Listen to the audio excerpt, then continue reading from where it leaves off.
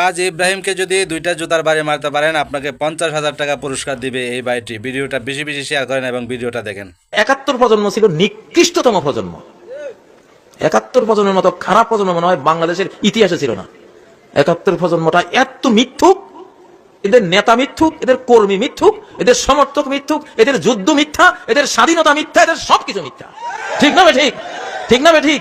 আরে মিয়া স্বাধীন হয়েছে 47 সালে।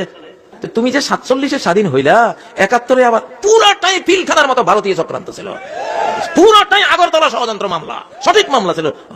এই দেশ এই জাতিকে খুন করেছে 71-এ ভারত আর আওয়ামী লীগ। বেশি বর্তমান সময়ের সর্বোচ্চ লেভেলের কুলাঙ্গার, দেশ বিরোধী, স্বাধীনতা বিরোধী, দেশের 71-এর মুক্তিযুদ্ধ বিরোধী, মা বোনদের ইজ্জত হরণকারী অপশক্তি এই কমেডিয়ান বক্তা, জামাতের কমেডিয়ান বক্তা এই কাজী ইব্রাহিম। এই কাজী ইব্রাহিমের মুখে যদি কেউ 2টা 10টা জুতার বাড়ি মারতে পারেন, আমি মেহেদী তার 50,000 টাকা দিব। আমি কথা দিলাম, আপনি জুতার বাড়ি মাইরা ওই ভিডিওটা নিয়ে আমার কাছে আসবেন কাজী ইব্রাহিমের গালে।